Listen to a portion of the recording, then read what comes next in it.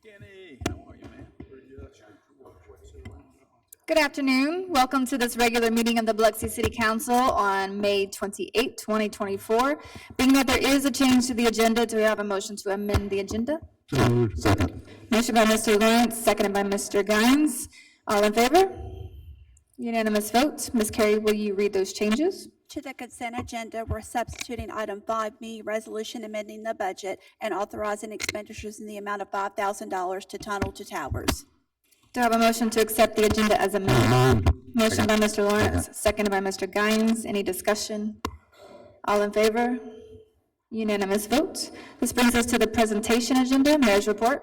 Thank you, Madam President. I've got a bicycle man to come invite to up here for this proclamation. Isn't working. All right. Test. I'm gonna give you the microphone. Everybody likes to talk. But this proclamation, whereas April 2018, the United Nations General Assembly declared June 3 as International World Bicycle Day, marking a global celebration dedicated to the bicycle, an invention that has significantly impacted human society. Whereas the Bicycle Day targets individuals as a way to promote a healthy lifestyle, emphasizing the physical and mental benefits of cycling, and encourages local governments to improve road safety and integrate bicycling into infrastructure planning and design. Whereas bicycles and the routes their riders travel on an increasing number provide a healthier, inexpensive, convenient mode of transportation by honoring the simple joy of bicycles on this day. We look forward to the future with the clean transportation options that reduces our carbon footprint and enhances our overall well-being. Biloxi Bicycle Works, a premier bicycle dealer, plays a pivotal role in promoting the city's cycling lifestyle and its many benefits, partnering with the local organizations to educate the community in the healthy benefits of cycling and regulatory planning events within the downtown area. Now, therefore, I directly propose the village mayor of Biloxi to hereby proclaim the 3rd day of June as World Bicycle Day. Congratulations.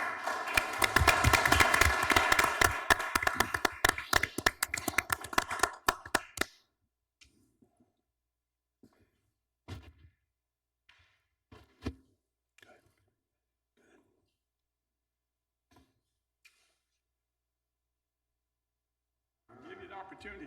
He's changed bicycling first and single-handedly, so if you want to say something. Well, thank you, Mayor Fofer. I do appreciate this, and I do appreciate the city leaders that help support lifestyle opportunities. So bicycling is a lifestyle opportunity that many easily gravitate to. Sometimes you just have to have the vessel to do it. So when I opened up my bicycle shop in Biloxi, Mississippi, I knew that was the vessel. It wasn't just opening up a bicycle shop in a strip mall. This is a community, and it's a generational community. So Biloxians have ridden bicycles for generations. Luckily, through some of the friends that I've made, through old school Biloxi, I hear stories of people riding bicycles, doing their paper routes. Their uncles gave them bicycles. I was talking to Sheva Sweatman, and he was showing me an old bicycle his dad gave him years ago. So bicycling has been part of Biloxi for years. As society has grown, so has the technology. So I just want to thank Biloxi for having the history that it has, and also moving forward into the future, preserving that history, but also bringing bicycles and lifestyle with it. Because as our forefathers here have made economic opportunities in Biloxi for people, thank God, that's why we're a flourishing city. But we also have to offer those lifestyle opportunities. And through my bicycle shop, Biloxi Bicycle Works, and the city of Biloxi, I want to thank everybody for allowing those opportunities to happen. So every Friday night we're doing a ride. Last Friday we did a simple Hey, ride. Bart, you got 3 minutes. It's got me all the time when I grab the bicycle, the microphone, but I do get very excited about bicycling. And as I look around this room, I was summoned here without much warning. And as I look around, I see many people here that come through my bicycle shop on a regular basis. And I see people here getting ready to get in front of Biloxi City Council. Thank you, City Council, for all you do, because Biloxi wouldn't be Biloxi without leaders like you all. And as we all come together to promote lifestyle opportunities in Biloxi. You guys really do showcase bicycling. So thank you, Mayor. I appreciate everything you do, and I appreciate the city council and the people of Biloxi, because together, this city is posed for greatness. Thank you.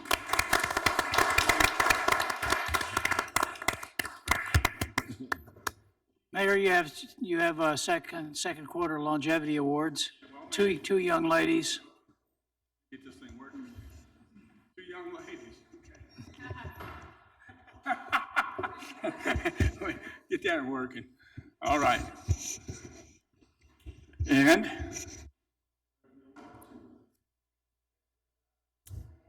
you just repeat it. You do that. Hey, Tanya, T.A. Beck, come on up. Come on down. 20 years. Wow, wait, this seems like overnight, huh? Congratulations. Thank you.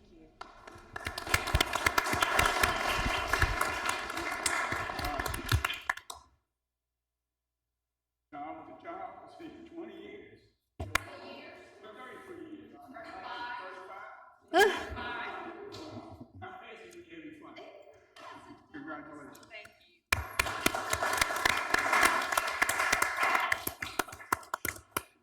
Between these two roses.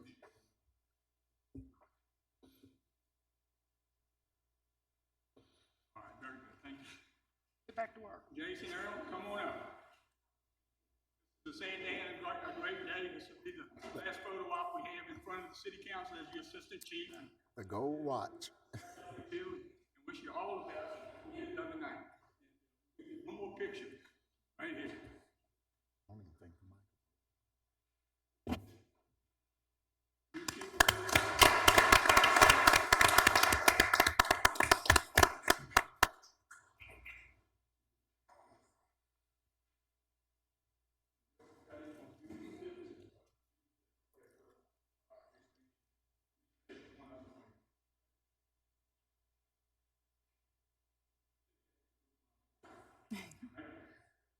Okay.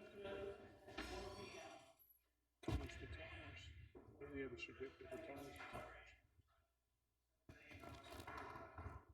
Yeah, I can't hear you. Can y'all hear? Who? Can you repeat that, Mayor? We couldn't hear. I think that Oh, we couldn't ribbon hear you. cutting on the Point Cadet Marina upgrade, the first phase of the west phase of the Biloxi improvements, the floating docks at Point Cadet, Very good. June the 5th. And I think we enjoyed, I think, a great Memorial Day weekend. We had a great start to the to the summer season. So, but that does conclude my report, Madam President. Thank you. Thank you, Mayor. Being no departmental reports, we'll move on to council reports. Mr. Lawrence? Yeah, Popo, we'll get our new mics soon. Yeah. We gotta get our new mics so we can hear. I couldn't hear Mike at all. Well, that's because If we we weren't had talking mics, they into it. work. Yeah. I don't think there's anything wrong with the mics here. We just didn't talk into it. Well, it's just something we have to have, so make sure it recorded, everything properly. You're speaking pretty loud.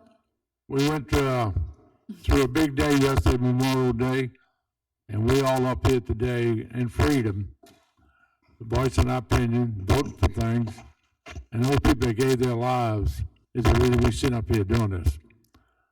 And there's nothing we can do to ever, it's just showing respect, but we're here because of what they've done for us. And last night I was watching the thing of 1918, the Great War. That was the trenches, that was brutal. That was unbelievable. And at that time, we had 130 American servicemen. And it was fighting 500,000 Germans. And somehow or another, they defeated them. But I mean, there's a lot of people lost their lives, families. So that's just something that never can give enough respect to the veterans that gave their lives for us to be able to do what we're doing today. Let me add too, I think Mike Leonard was the MC at the Veterans Cemetery, and Colonel Billy Pope, 81st Training Wing, they did both a great presentation. They had a few people, we did it in front of the rain, So it was a good deal. And when you look at 20,000 still unaccounted for, and then how many are built, are buried, resting at Memorial. It is moving, and war is hell, and every war is hell. And you're right in appreciating what those people have sacrificed for us. The last thing, Mayor, I know we had a meeting last week, and I rode out there myself, looked at the Mercy Cross property with all the tents and everything. And the biggest complaint most people have is them living in the tents on that property. So what is the next step is to clean up the tents, because you can't live in tents. You know, we had people arrested before living in tents in the back of their yards. So now we have them all over the Mercy Cross property. So that was pretty, riding up there and riding through there, that's pretty embarrassing. I was hoping my car didn't break down, I'll tell you that. Well, let me, today, the Mercy Cross Center was opened officially as a combination of a lot of folks in cooperation. I think James Pennington's here, and Back Bay Mission, Open Doors, Catholic Social Service, a well-attended an event at Mercy Cross. So the beginning of this transitional situation where people can find, hope, solutions to their problems, and many as was said, that it comes in and out. People come in and people go out. I think 19 of them have had some permanent solutions since the February meeting. And we got to keep chipping away at it, and we're open to any and every suggestion. It's easy to be critical, but it's tough to have the right solution. We're trying to do that in every way at this point for the property at Mercy Cross. Yeah, but I understand the nonprofit, they do the job they have to do, but my thing is, we need to not let people live on that property in tents. Now, if they want to set up something else, I mean, that's against the city, the law. We don't allow tents, people living in tents. So, I mean, we can't sit there and let them do it, and then somebody does it in their backyard. I don't know if y'all remember, about 2 years ago, we arrested a guy on Hiller Street. He was renting out 2 tents to the homeless people.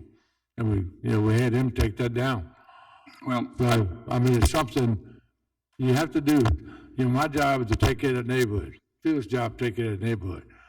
Well, when you got that many people living out there, that's not a good, that's not the answer. Tents. I don't know what else they can do, but they have to move them out there. Again, we're after solutions, and I think, being the church property and some of the things that they have in mind, we've got to get a chance to work out a solution that works for everyone. It's a tough situation, and we're trying to work our way through it. Yeah. Well, our job is to take care of the citizens of Biloxi, people that live around there. So I have to pay a lot of attention to them. They're having a problem with that.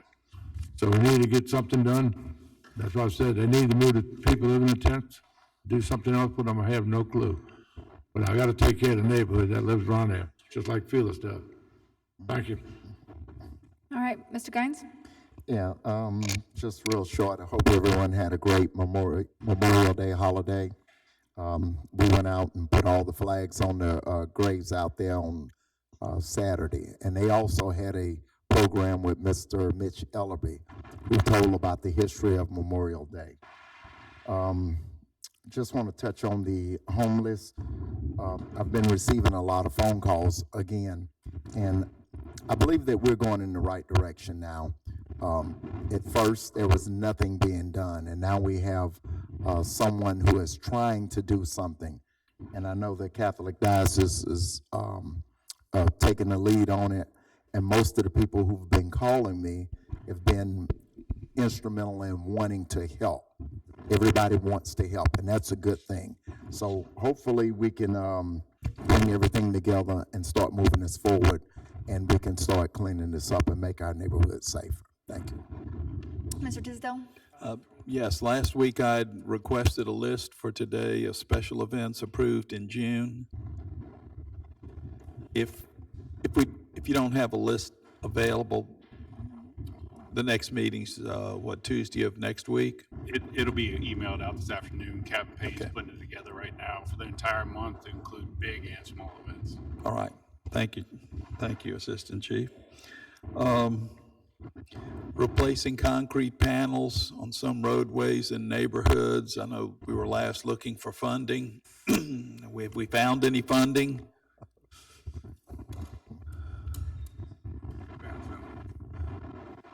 Ms. Labata, thank you for whirring into action.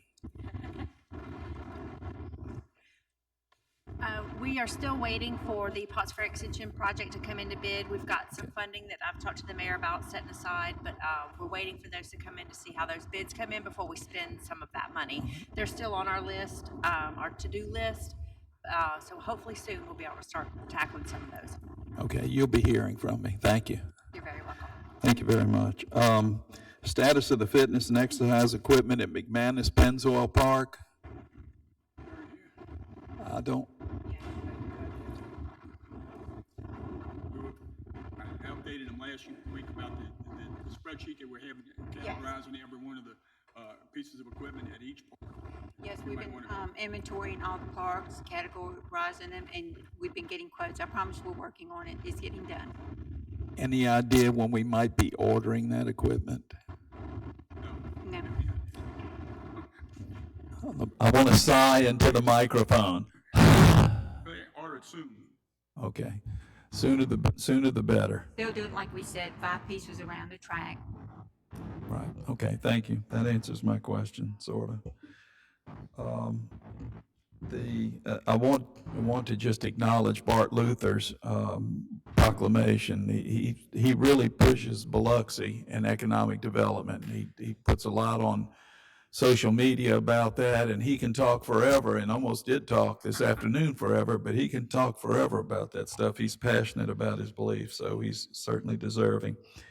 The opioid money, there's part of a national settlement, and the state gets funding on that. Have we received that money yet, or do we have an idea of what that amount is and guidelines for allocating that? I don't.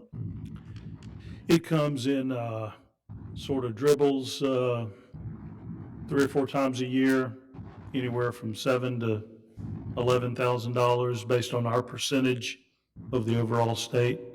I believe that money is being allocated towards Narcan and opioid-related mechanisms. I'll talk with you more about that. I'm just curious about that stuff.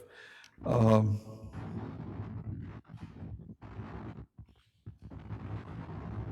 did make it out to the Mercy Cross Center opening today, and as my friend Mr. Guine said, we're moving in the right direction, and it's a community effort. A lot of nonprofits that are being organized, and if you want to be a part of that, or your organization wants to be part of that, you can contact Catholic Charities or the Catholic Diocese of Biloxi. They'll certainly welcome your assistance on that. That concludes my report. Thank you. Okay, Mr. Glavin? Thank you. I hope everyone had a great Memorial Day as well. We had record crowds for the Shuckers games. If you look at the attendance records, they even had an alternative alter ego. They were the Biloxi Chickens or the Beach Chickens instead of the Shuckers for a few games. But it was good to see the big crowds out there, and again, the families and children. A couple things I want to recognize also. The junk was removed from a house. I know it was a code enforcement issue. We got around to removing that junk, and I've received several emails and phone calls from the surrounding residents that are very, very thankful, and they said make sure to thank the mayor and whoever was responsible for that. So I'm passing that along. Also, additional debris that was removed from Redwood. Again, Johnny on the spot, Mr. Lane made one phone call to him, and it wasn't an hour this time. It was the next morning, but he promptly responded to that. Shout out to Public Works. I know last meeting we talked about grass cutting. And I noticed that they were on Brody Road in force, cutting the ditches and trimming the grass that was growing tall. That's certainly appreciated. I want to talk about Sportsplex just a little bit. I know Tally Construction, Machado Patano has been very involved with that, along with our Parks and Rec Department and others. We concluded a fine baseball season, even though we used the other parks for that. It went pretty good, and it was a rewarding experience, I think, for all those kids, all the way up, from the little kids all the way up to 12 and under. But we are now starting on the soccer fields, and if you ride by the soccer fields, you see that they've been stripped. They've put quite a bit of dirt that they've brought in as they've been fixing the drainage out there. We're going to have new fencing.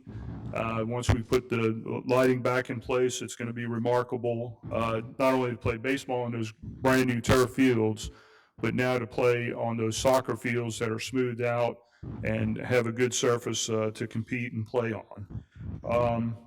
If I could get an update, Ms. Bell, Director, if you're ready for this meeting, that's fine, for the tennis courts, and are there any other time frame for the soccer fields? I noticed that there was a July time frame on the engineering report for completion. I don't know if that included the soccer fields as well, or that was just the baseball fields. But can I get a small update from one or both of you?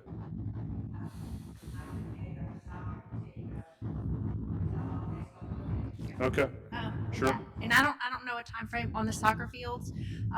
That July is gonna be pushed back because we have a change order extending the time due to rain, so I don't have a new date for you on the soccer fields, but I can get you one. Okay, Tennis court lights are being ordered, they're on order. The poles will probably be here, the poles might already be here. The light fixtures are supposed to be here, I believe the end of June, beginning of July. Once they get here, it'll only take about a week to get those in place. As far as the rest of the light fixtures, we're still waiting on those old tennis court lights to come down and that kind of stuff to coordinate that work. okay, thank you. You're welcome. Director, anything to add, or was that sufficient?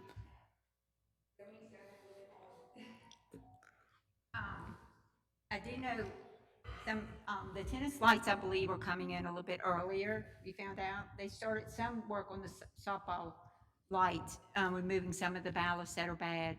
So that work has started, but I think the tennis lights are going to be a little bit earlier. Mr. Weaver said maybe 2 weeks earlier. So that would, and then as far as the Little League fields, they were having a lot of issues with irrigation, and that was on Friday. They were still working on the irrigation. So, okay. And I think they were back on it today. So fixing that. So, okay. Right. Appreciate those updates very much. And then last but not least, I'll just add this. There's a tiny home development. This isn't the container homes that we've read in the news recently. These are actually on permanent slabs off of Pops Ferry Road. And it's coming along good. They're starting to frame up a couple of the homes right now. I've talked to the developer that's associated with that project also. I think it's going to fit real nicely on what they're trying to do there. It's in a location that probably it fits. It's a different concept that people have to maybe get used to, because there's varying degrees on what tiny homes and micro homes and what all those are. They have different forms and shapes and concepts and all that. But I'm glad to see that progress is advancing and should be a good addition to that area. With that, that concludes my report. Okay. Mr. Shoemaker? Just a couple of things.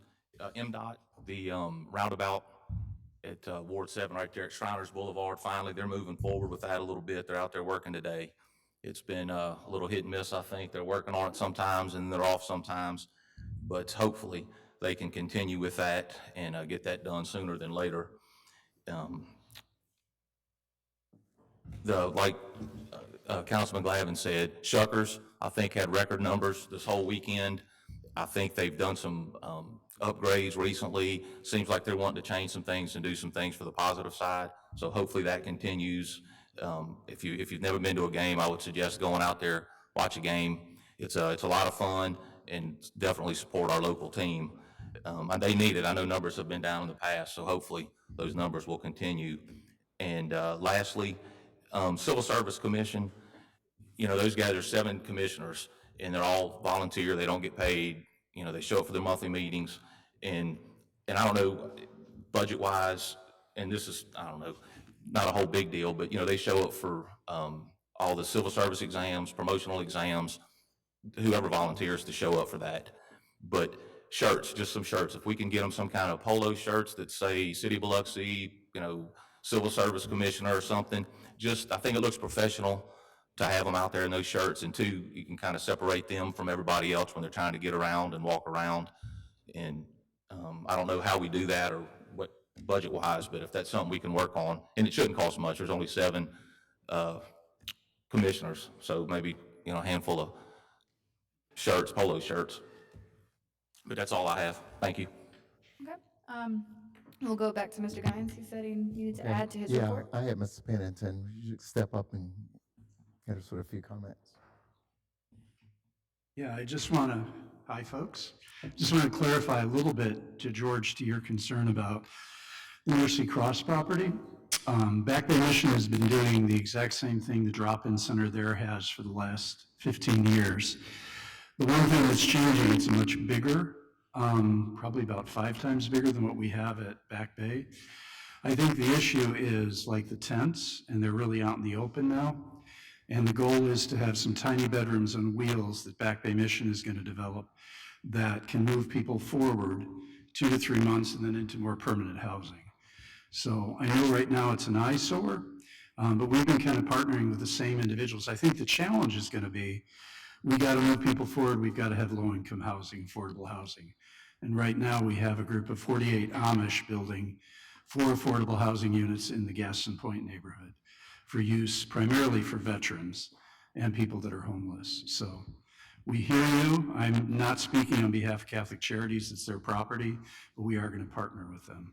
So See, the problem with me is the tents. It's something we don't allow in the city of Biloxi. And all of a sudden, now we got 70, 80 of them out there. yeah, And that's the problem. So, I mean, yeah, we might be moving a few people, but they're gonna keep coming, and you're gonna have more tents. And that's not what you want to see in the city of Biloxi. yeah. Yeah, we promote ourselves as a great tourist town. You come across the interstate, the first thing you see is a bunch of tents over there on that property. That's the problem. That shouldn't be there. Well, hopefully people move out of those tents into the tiny bedrooms, which will be air conditioned, heat with solar panels. Yeah. So that's the goal. I hear you. But I know Should be a you talk about process. the tiny homes, and Ken talks about the tiny homes. Well, we have to get Mr. Quill to actually have a workshop to describe. We have no room on a tiny home. What actually is a tiny home. The only thing we have an ILDO is a 300 square foot cottage. Right. Nothing addresses tiny home. So to go much further with tiny homes, we need to put together some type of workshop and actually describe what a tiny home is supposed to be and what it's supposed to be attached to. What you know about a mobile, you know about they sit on wheels and they move them things. Yeah, we just have some renderings drawn up of a tiny I home. mean, that's not your problem. I'm just saying. Yeah. So we're talking about tiny homes, but then we better describe what we're talking about. Because we have nothing in LDO describing tiny home. Right. So we reached out to Jerry on Friday. I sent you an email. So, yeah, Right. we'll have conversations. So I'm just, me, it's just move the tents. That's my thing. It's You know, really, the I tents. mean, it's really the challenge of moving people forward, right? Once you're homeless, you're kind of stuck. So this is the ultimate goal, I think, of Mercy Cross, Back Bay Mission, Open Doors, all of us that are collaborating together. Thank you. Thanks, Felix. Thank you. That concludes my report. All right, this brings us to the public agenda. Ms. Carey?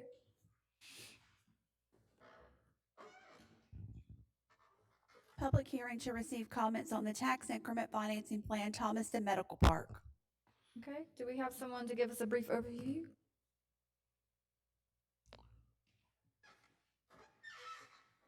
Good afternoon. Do y'all want me to? Make sure to speak in the mic and give us your name and title and Sure. where you're from. Hi, I'm Lawrence Lyons. I'm from Ocean Springs. I'm with Urban Development Toolbox. I've the person who wrote the TIF plan that's before you today. With me is Jeffrey Slauson. He's the project director and represents the developers here as well. It's a very exciting project that's coming up at the Wool Market exit. It's about a $50 million project. It has multiple phases that will include, primarily at the initial stage, it'll be a $12 million medical facility that'll employ about 80 physicians and medical staff with an annual payroll of about $5 million. With that will go a hotel, a grocery store, retail center, and housing, targeting professionals that'll be working in the medical center as well. We fully expect that this development is going to spawn a lot more development in the area. It's a sort of an untapped area that really has an opportunity to really explode from an economic development point of view. Appreciate the help of the city and the county, frankly. The county has, we'll be doing this hearing next Monday, but we have before them a pledge that's greater than they typically do. I think they recognize the significance of the project, and I want to thank Mr. Shoemaker and Mr. Abide and the mayor for helping us with facilitating that. With the TIF plan, as you're aware, you're not pledging the good faith and credit of the city in any way, shape, or form. Currently, the taxes on this parcel that's in the TIF district, all the legal meets and bounds description of what's included in the project area, it's about $7,800. When the project is completed through all phases, we expect the ad valorem taxes to be just over $700,000. The city and the county can pledge only increased taxes that are created as a result of the project. You can't use existing taxes. You can't use school taxes. We're expecting retail sales right now, they're estimated at about $18,700,000. It'll generate just under $200,000 of rebated sales tax for the city.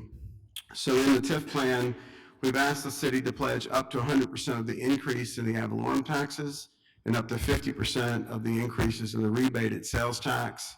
And we're asking the county to pledge up to 75% of the increase ad valorem taxes towards a debt instrument. And so in essence, you'll be asking the developer to build all the public infrastructure at their cost, at their risk, to your specifications. So I like to define what that means for the public's benefit. Sometimes like a development may need a 2-inch water line, but the city's going to look at the overall area and realize that there's other growth that may occur. So you may specify that you want to have a 10-inch water line installed for future growth. And so the developers will be compelled to build what the city specifies through the security reimbursement agreement, which should come before you probably at your next board meeting, as soon as your bond council has it drafted. But those obligations will be for the developer to build. So they'll have to build the project. They'll keep the receipts that are eligible for tax increment finance reimbursement. That's defined by the state. Your bond council will certify and validate those expenses and bring them through further proceedings of this board. And then they will get a certificate of occupancy from the city, which would help generate the ability to then request for reimbursement. We have to have an actual assessment from the county assessor. It doesn't really matter what I estimated a year ago. It matters what's real. What did they really build? What did the assessor really assess it at? And then because we're asking for a rebated sales tax, they have to have at least 12 months of actual retail sales. And we'll get a certificate from the Department of Revenue that'll validate what increase in retail sales occurred in this district. We've also allowed in the plan an offset because it's conceivable that someone buying something like a sandwich at this retail center may not have bought it at another one that's already in your rebated sales tax. So we actually used a 90% factor, so they'll reduce it by 10% just on that factor. And so with that, we submitted a plan to the city clerk. We have proof of publication for this hearing that we're having today. And the statutory purpose of this hearing is to get feedback on the TIF plan itself. And then further down in your agenda is where you're adopting the TIF plan, which is effectively establishing the authorization. The limit of no more than $5 million of bonds can be issued over one or more series of TIF bonds through the phases of the project, and with the city pledging up to 100% of the increase in ad valorem and up to 50% of the rebated sales tax.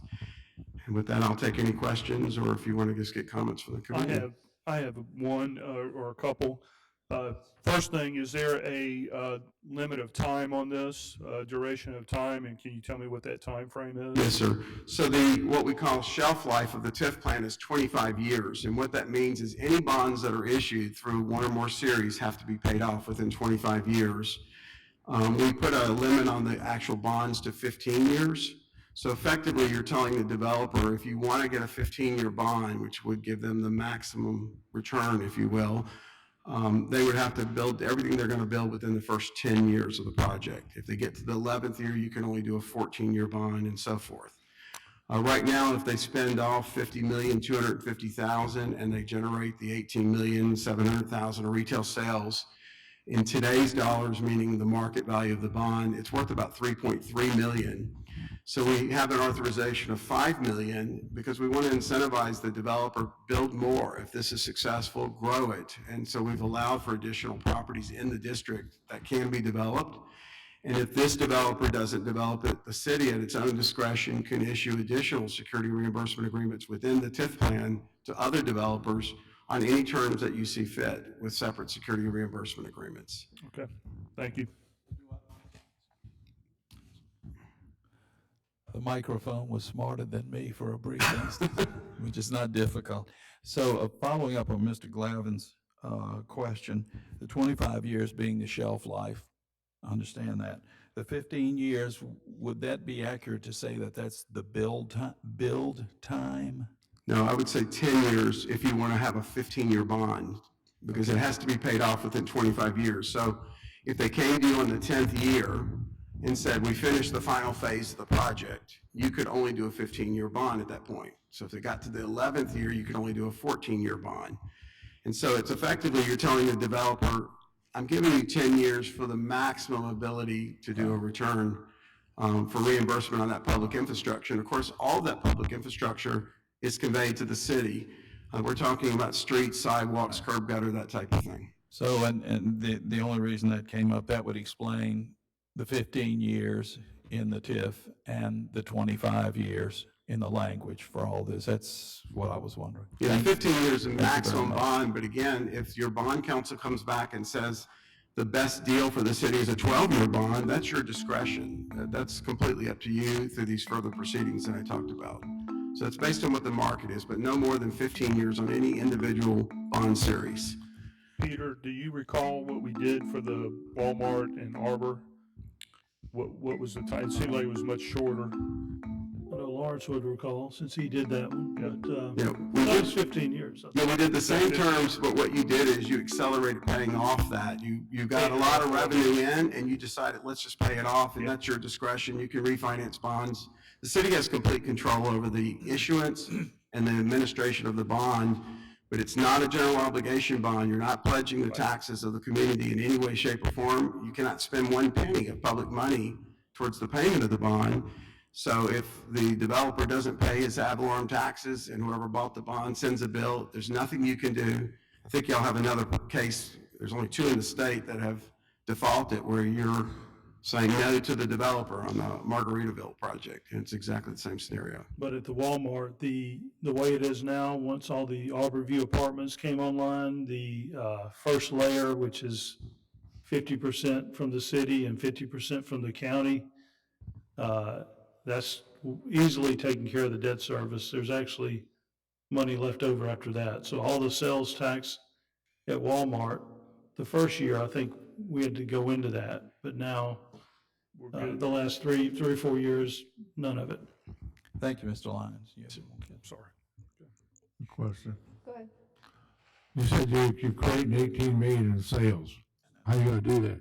I'm sorry? You said you're creating 18 million in sales, then we got $600,000 with the taxes out of that. Okay, it's not like a Walmart. That's all it is retail.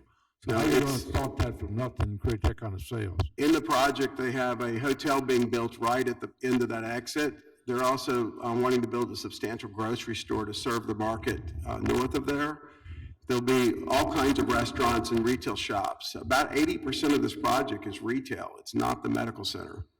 12 million of the project is the ambulatory center. That'll be the very first part that they're going to build. And they're going to start, hopefully by the end of summer is what the intention is to get that started. But the lion's share of this is a retail development and a sort of a leisure environment to build around that market.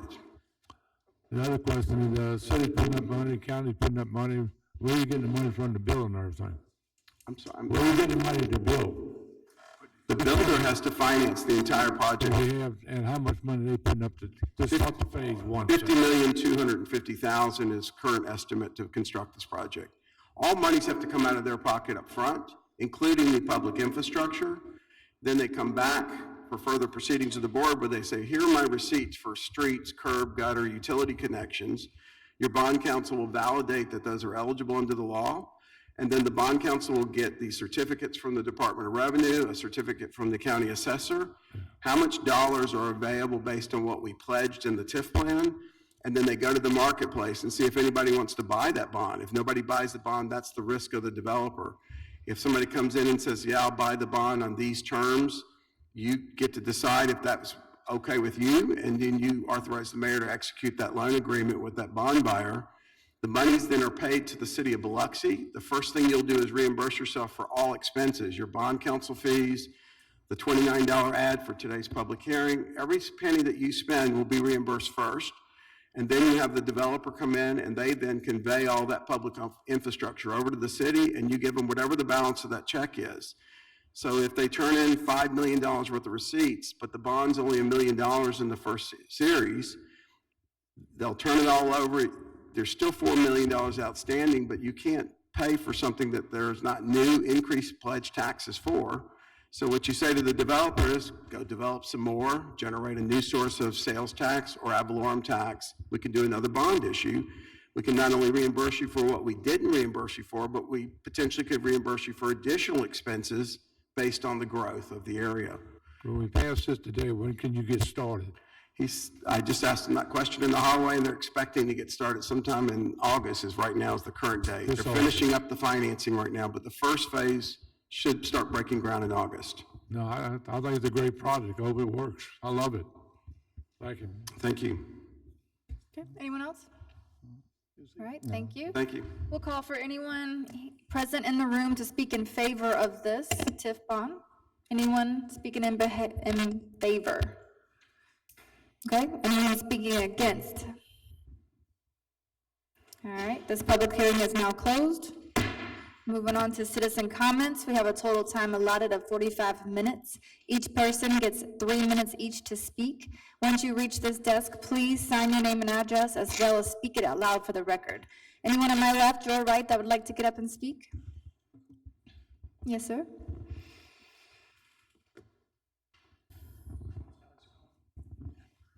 Hello, everyone. How are we today? I'm Ken from the Motor Vehicle for Hire. I just wanted to let you know that we have an item on today's agenda, and I'll be in the room for the entire meeting if you, once it comes up, if you have any questions. Or if you currently have any questions about the Motor Vehicle for Hire, I'm here to answer that too. It's not a question and answer session, just comments, but when it comes up, we'll call you up if we need it. Thank you. Anyone else on my left, your right, that would like to get up and speak? If not, anyone on my right, your left, that would like to get up and speak?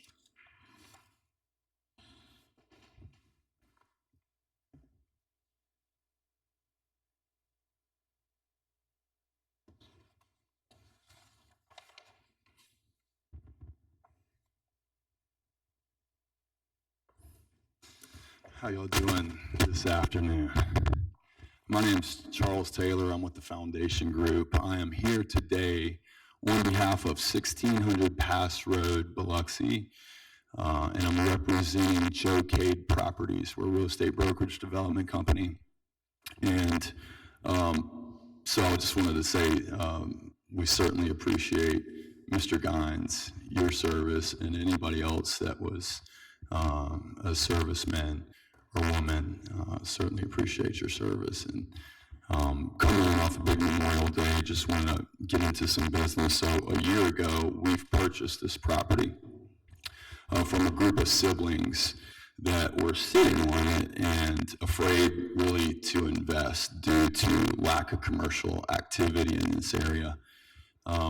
Since then, we have re-facaded the building, we painted it, parking lot, we restriped the parking lot, paved the parking lot, started aggressively marketing the property. And so what mostly exists today in the neighborhood are convenience-related retail shops, barber shops, restaurants, and some other tattoo shops. In our building, we have Papa John's. We are working on opening a new restaurant. We have batting cages and pitching facilities for baseball players that are going to be open. It'll be not just for baseball players, but everybody. And we're working on a shared workspace environment as well with a coffee shop. Ben Rusher with Integrity Tattoo Company is also a prospect that's here in front of you today on a conditional use request. Ben is currently operating under a conditional use permit in Ward 5 at the Hobby Lobby Center on Eisenhower and Pass Road. His lease is set to expire. We met with y'all and this same conditional use came up recently. We got a 3-3 denial in that meeting. And we've essentially put this operating Biloxi business at risk of closing its doors and their artists and their families potentially having to look for other work as a result of their lease expiring and potentially moving to another location.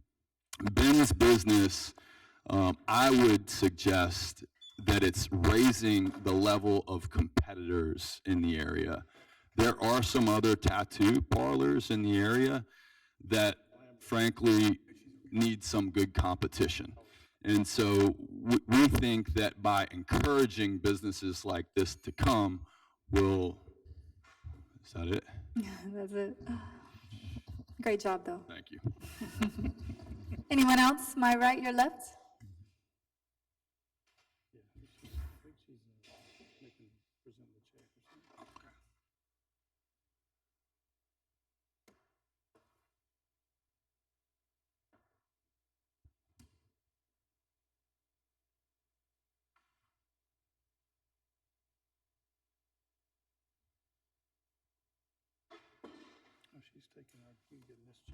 How you doing? Hi. My name is Benjamin Rusher. I'm the owner of Integrity Tattoo Company. We've been open since 2016. We have a conditional use in Ward 5. I'm a local artist. I've done 4 of your Biloxi Seafood Festival posters. You have 2 in City Hall here today. And our lease is up in June 1st, and we were trying to get this done. There's not very many spots available that zone correctly, that are affordable, you know. So I'm trying to navigate that, and this seems to be the best suit. So we were trying to get that brought back up and taken care of today. Thank you. Anyone else on our right, your left, that would like to get up and speak? Anyone else in the room? If not, citizen comments are now closed. Brings us to the policy agenda. Ms. Carey? Resolution granting a waiver of the 1-year requirement for submittal of a denied application for Integrity Tattoo located at 1604 Pass Road. Do I have a motion? Move. Motion by Mr. Gaines, Second. second by Mr. Glavin. Any discussion, Mr. Gaines? Yeah, I think this came before us before, and of course, they do have a tattoo parlor right in the same area. And I think I used the term, what's good for the goose is good for the gander. This will be a upgrade. This is a guy that's a businessman that's already operating in Biloxi, and losing businesses in Biloxi is not what we want. So I would encourage all my council members to move forward on this parlor. Thank you. Okay. Mr. Glavin? I have nothing to add. Anyone else? I do. Go ahead. Yeah, I can't support this. They said they had a conditional use and a Hobby Lobby. Well, that's all commercial. It's easy to grant that. The problem with our law state, you cannot have a tattoo parlor in a residential block. And that's the problem with the strip center. It sits inside of a residential block. Pure and simple. It's not allowed in a neighborhood block. And that's the problem with this thing. You know, it's not tattoo porn, that tells us when you buy the law clearly states, I mean, I got the number here, I know Jared's looking at me, 23-4-3, not allowed inside a residential block. And that's the major problem I have with it. We have these laws in place to do what we have to do and do the right thing. If they want to change the law, that's up to them. But right now, it's not allowed. And the conditional use, this is just to get the conditional use. And then you get the conditional use, you gotta have 8 or 9 more reasons to grant a conditional use. Inside of the lobby hobby, it was easy. That's all commercial, all business around there, not affecting anybody. This here, according to our own rules and regulation, you cannot put this inside the neighborhood. And that's what we're doing. So that's why I can't support that. And the reason it failed last time was that was the main thing last time. It wasn't about the tattoo parlor, it's about the law of the city, our ordinance state. We all took an oath to support these. And that's what we're supposed to do. Yeah, can we help you find it somewhere else? Like you said, there's other places, definitely probably more expensive, understand that. But then, you know, that's up on the person trying to relocate his business. Hobby Lobby, y'all terms expired, that expired, so you sort of look for another piece of property. I understand that. And we're not putting anybody out of business. You have options to go somewhere else. So we're not closing down businesses because they can't go to this one spot. It's just the law of the city states is not allowed in a residential neighborhood or a block, whatever you want to call it. So no, I can't support that. I'm confused. Why do you keep saying it's in a residential neighborhood when it's on Pass Road in a commercial building? Say again? I'm confused on why you keep stating that it's inside of a residential neighborhood when it is on Pass Road, literally right outside of Keesler Gate in a commercial building. Because it sits in front of a neighborhood. It's all part of that block. All the rest of it sits in front of residential as well. Right, and those things are not allowed because of that. So what? They're not. It's not about this, not being commercial. It's sitting inside a neighborhood. And that's It's what not the sitting law inside a neighborhood. clearly states. It's on a commercial And thoroughfare. No, it's all part of the neighborhood. Okay, anyone else? Is that correct? It sits in front of a neighborhood. That's the problem. Let me add a note. All these businesses sit in front of a neighborhood. We allowed another one under conditional use. So if we allow one there, You didn't allow anything. That was done. You didn't allow anything.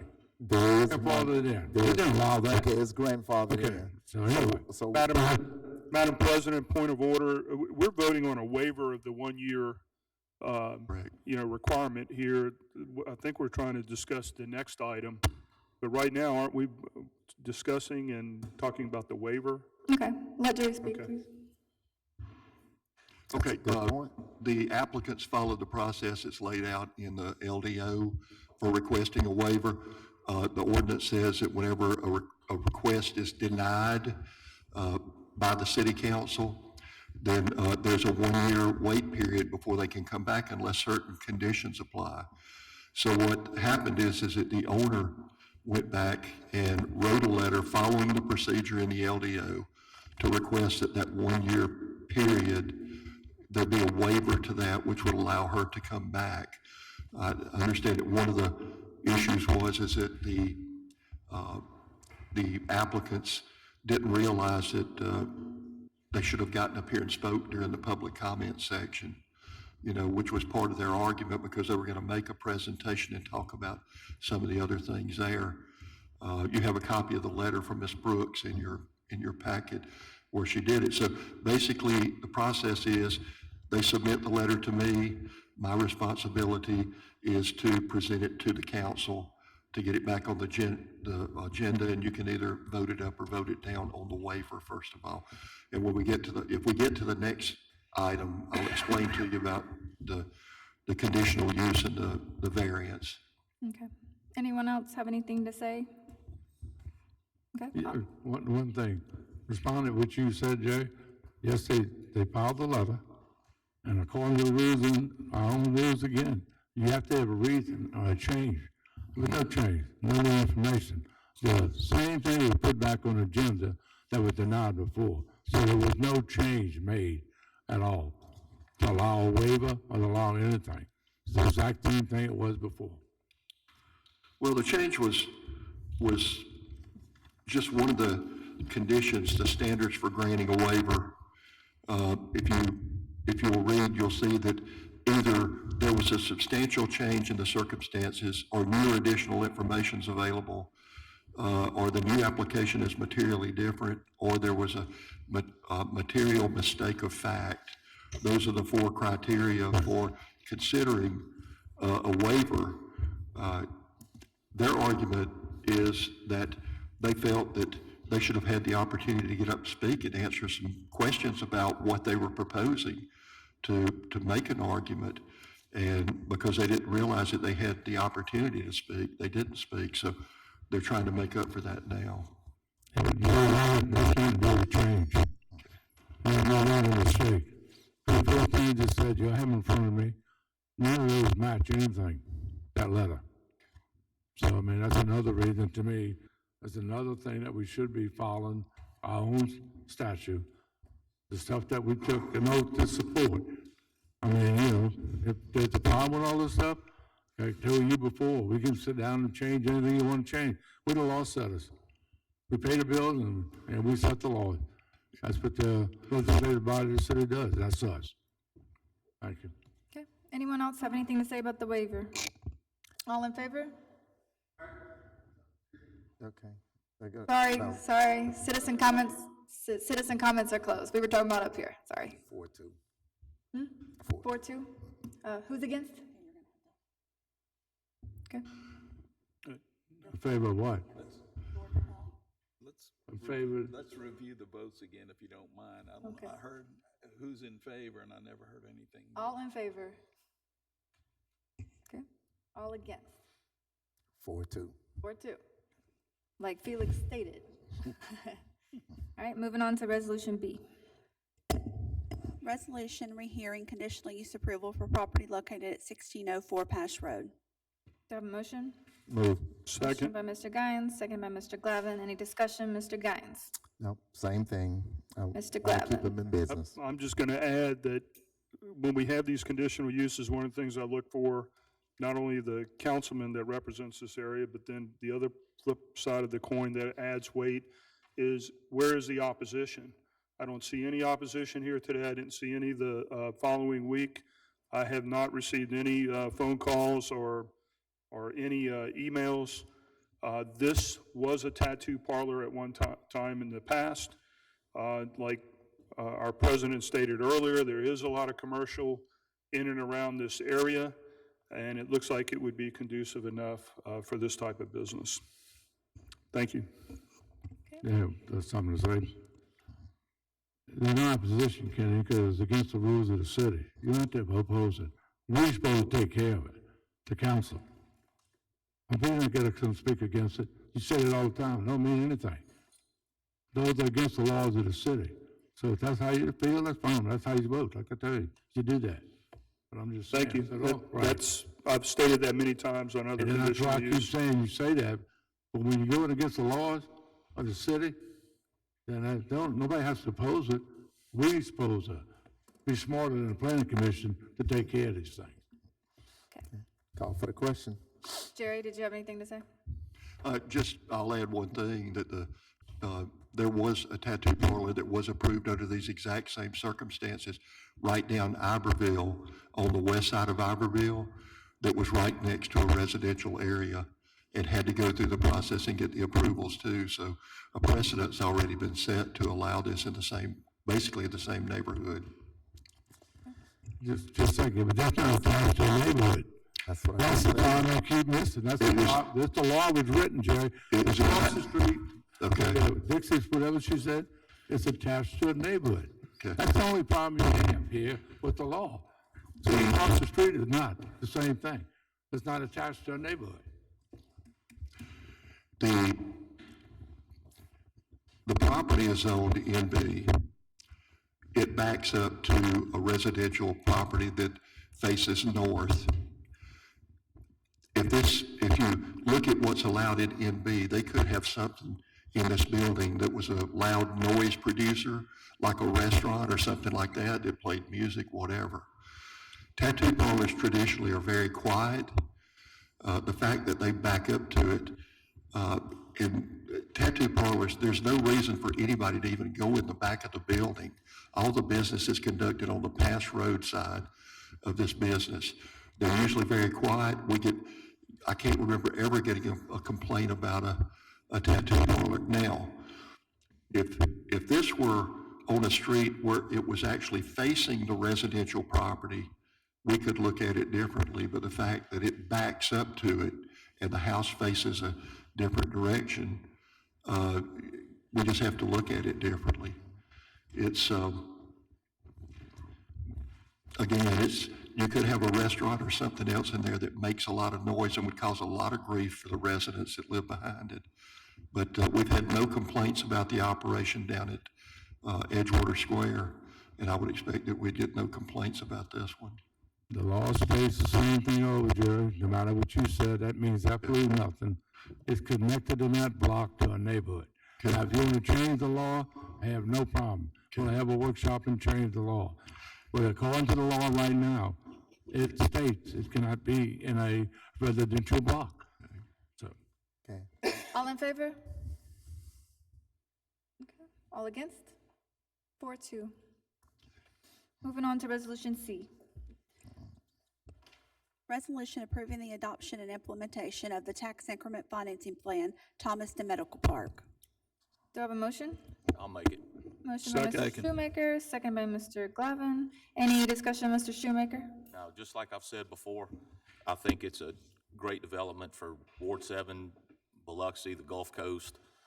And I think too, like they said earlier when they were speaking, Lawrence, that the money it's gonna generate for us in the city and just for the county, for the state, it's an asset, I think, and a development that we need. So I just, hopefully everybody will agree with me on that and we can get this pushed forward. Thank you. Mr. Glavin? I think the city needs to be very careful when we're using TIFs as an instrument, but in this case, and as you heard earlier, it's a very sound plan. It's a very low risk, and it makes lots of sense. I'll be supporting it. Okay. Anyone else? All in favor? Unanimous vote. Brings us to the consent agenda. Do I have a motion? so moved. Second. Motion by Mr. Lawrence, second by Mr. Tisdale. Any discussion, Mr. Lawrence? Yeah, first of all, they have this 83 by 20 trailer. They said they transferred the title. Where did the trailer come from? And where is it located? I think the county bought it, the county purchased it, and somehow there was a mistake, and our name was put on the title instead of the county. So the county wanted us to put it in their name, so we had them do a resolution. You know how they make us do resolutions? We told them to do a resolution. I understand, but so where is the trailer now? They have the trailer. They've always had the trailer, the county. So what are we gonna do with it? We're gonna use it for something, or? We never had possession of it. They're just asking us to correct the title. The title has the city of Biloxi's name on it. But I have no problem with that. They give it to the trailer, fine. I'm just saying what we plan on doing with it. That's all I was asking. So we don't know, but we're gonna get a trailer. It's like one of those horse trailer things, kind of, you know, if you see the picture of it here. Let's see that picture again. You may want to show the audience so they That can picture? see. It's about the size of a postage stamp. Yep. Thank you. $5,800. All right, the other thing, on the backside, we got J and K. Now, what actually are we doing with the what's across property here?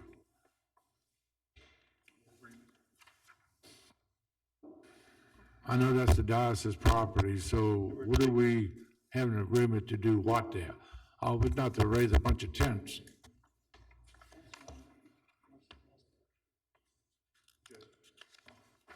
It's J. Right. Yeah, this is a memorandum of understanding to make it, in the past, there's been some prior leases where the city was taking care of things and cutting the grass. So all that's being done away with. We're recognizing first that it's their property now. Any issues on there is to be dealt with by the diocese. That they can use their property as permitted under the applicable zoning laws of the city, the county, and the state, including any permitted uses under RM 30. And the ball is in their court to operate their day center and operate their property and use their property in conformance with our laws. And they're agreeing to that.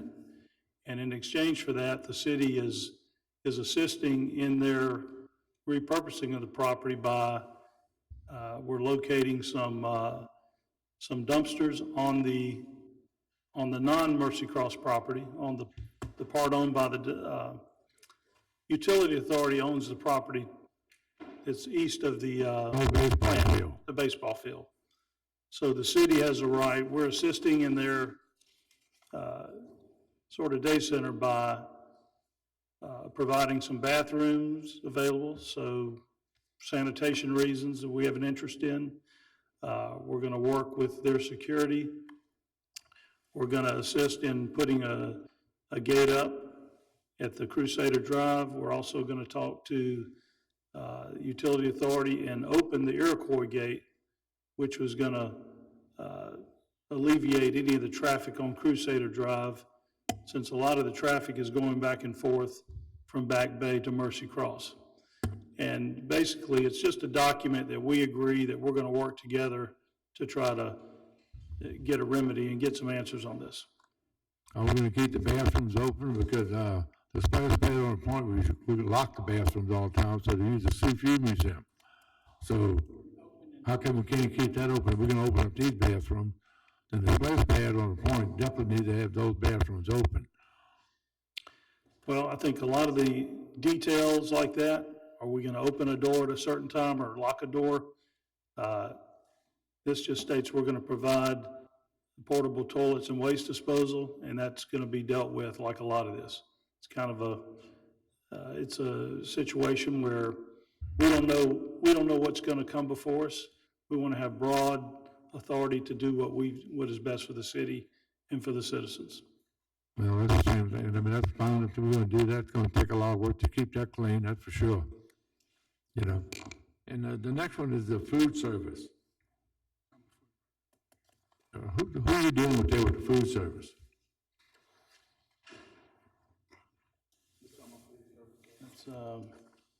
That's Sherry. Hey. Are you talking about the Feed America? Oh, yeah, we do that every year.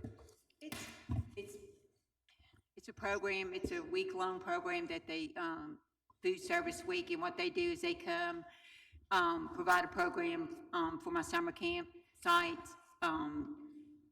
They provide lunch, snacks, what do you call it, snowballs, drinks, activities, DJ, they do it all. They just need our approval, and an agreement with them just to state that we will do it with them. And they do this every day? Yeah, well, that one there is just for June 7th. That is just for June 7th to do their celebration. You've already approved the other ones for summer camp every day. That's just for June 7th there. Well, that's a good thing. Yes, it is. Yeah. And I tell you what, I know they're working on the complex, but these people love playing these neighborhood parks. That is turning those neighborhoods on. That's a good thing. Yes, sir. Yeah, thank you. That's it. All right, Mr. Guines? Mr. Tisdale?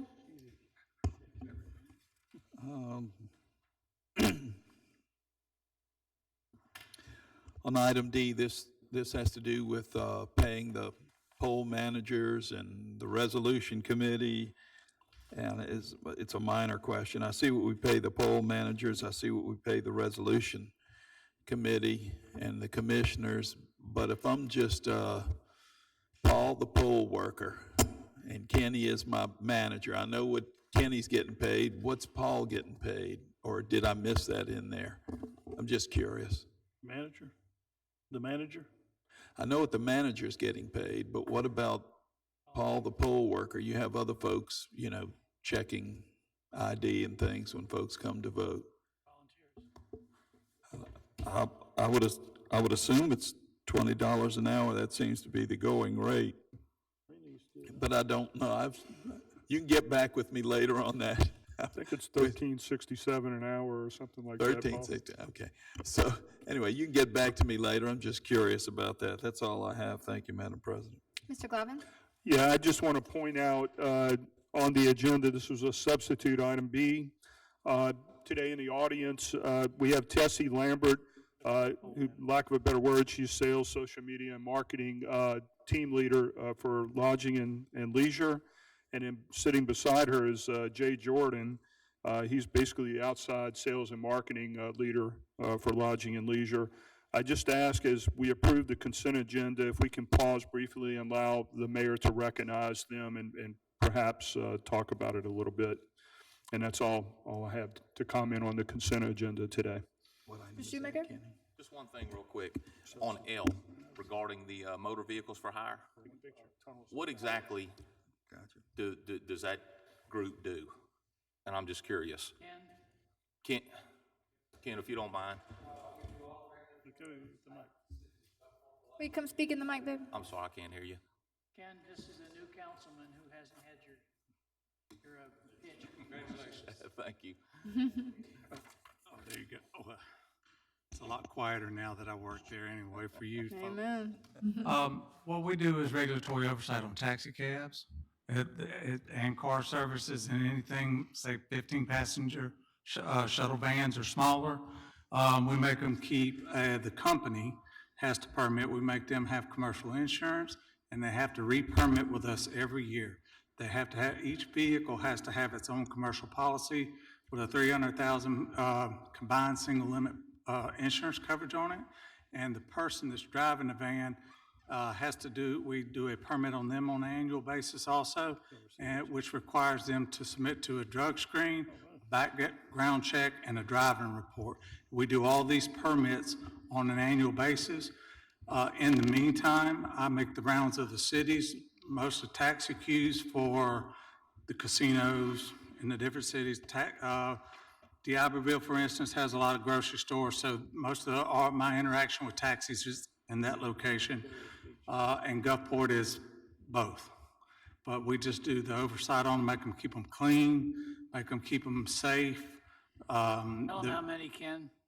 Currently, sir, we have, we just finished a permitting cycle, which we're finishing some paperwork on now. We currently have 13 companies, roughly 135 drivers that carry a valid permit.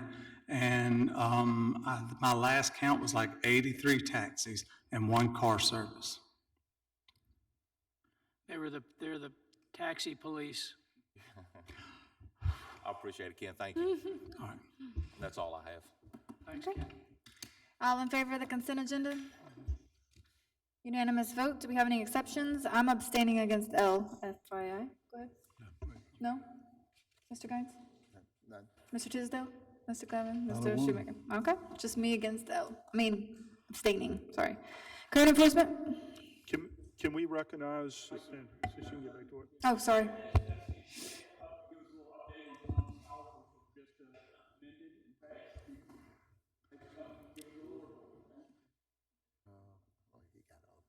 Hey y'all, I am here actually on behalf of Bridget and Justin. They asked me to come down today. They wanted to extend their biggest thank you to you all for this, what you guys approved today. It means the world to them, and they wanted to let you all know that that money goes to those affected right here at home.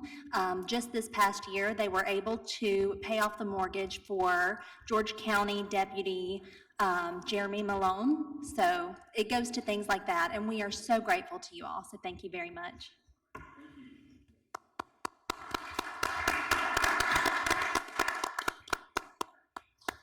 Okay, code enforcement? We've seen her before, haven't we? Item A, Carol C.H. Broussard Estate, 426 Raynor Street. This property is still in violation. Is there anyone here to speak on behalf of Carol Broussard at 426 Raynor Street? If not, this case is closed. Item B, Casaluna Acquisitions LLC, 312 Santini Street. We would ask for 30 days. Okay. I grant that. Motion by Mr. Lawrence, Second. second by Mr. Glavin. All in favor, 30-day extension? All in favor with Guines out of the room? Item C, Davis Street LLC, 366 Main Street. We're going to have to go back and start over on that when that property was sold. So now we have to go back and address it with the new owner that bought it. Okay.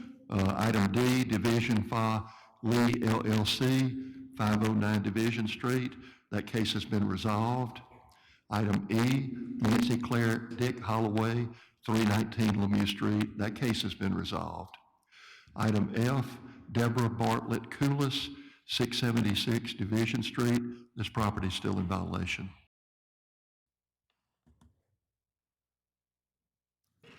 Is there anyone here to speak on behalf of Ms. Deborah Kulos at 674 Division Street? If not, this case is closed. Item G, Mason D. Joyce, LLC, 260 Main Street. That case has been resolved. Item H, PAB and BNB Investments, LLC, 375 Pearl Street. This property is still in violation. Is there anyone here to speak on behalf of PAB and BNB Investments at 375 Pearl Street? If not, this case is closed. Okay. Item I, Rayford Williams Life Estate, 320 Holly Street. That case has been resolved. Okay. Moving on, do I have a motion for the routine agenda? So moved. Motion by Mr. Tisdale, second by Mr. Lawrence. Any discussion, Mr. Lawrence? Well, bring the big checks up here. I know we got big checks this time. Absolutely, Yeah, Councilman. definitely. There you go. That's what I want to hear. As promised at our last Tuesday meeting, we received $794,000 from MEMA as of this morning. That's our most current reimbursement. There's nothing in the system as of today, but that should change here shortly as they process the latest round of invoices and pay apps that was approved on the last council docket. Some updates, some good news. Warren Paving has arrived out on the job site. We're in the St. Michael's area. And so they should start paving some of our side roads this afternoon. Rossetti, Crawford, Bonner, all those roads that don't have base asphalt. They should start those starting today. And then after they finish all the side roads, then they'll finish putting the base asphalt, that's the initial layer of asphalt, on Howard Avenue right after that. Yeah, on all of Howard Avenue, you thought that's where the dirt is? I know it's been all graded and everything, so you getting ready to do that now? Well, they're gonna do the side roads first, like Rossetti and Crawford Street and Ahern and Bonner. Once they get all those side streets done, then they'll come and do Howard right after that. So between Coon and Hood Lane, they'll be putting all that down. Actually, a little bit further, all the way down to Oak Street, really. That should be pretty quick then. It'll take them a few days on the side roads because it's narrow roads and it's a little tight to get in there, obviously. But they'll be working on it until they get it done. Some bad news, though, is on Coon Street between Mayo and Howard Avenue, they have a sewer repair they have to make. It's fairly deep. So that section of Coon Street between Mayo and Howard Avenue is going to be closed for a period of time. It's to make a repair to the sewer. When they videoed it, they realized that the two ends of the pipes aren't joining up correctly. So they're going to have to go down and replace it. So is that connected to the yacht club? It goes all the way down to Highway 90, so it picks up Oro Keefe. It should pick up the yacht club. They'll probably have to do some bypass pumping. So it just depends on the amount of flow and how long it takes them. So does either of them have to shut down? No, they won't have to shut down. The contractor will just have to do some bypass pumping to the next manhole. And he brought something, just thank you. Buffalo, people down there were complaining about spraying for mosquitoes. Isn't that the county? All right, do we have to call the county? I mean, they're supposed to be doing that now, but nobody's seen any spraying, probably throughout the city of Biloxi. Mosquitoes getting bad, so it's time to be spraying, so who makes the phone call? You do? Well, okay, well, then take care of that. Thank you. Any other discussion on the routine agenda? All in favor? Unanimous vote with guidance out of the room. Do I have a motion to adjourn? Second. Motion by Mr. Lawrence, seconded by Mr. Tisdale. All in favor? Unanimous votes. Meeting is adjourned.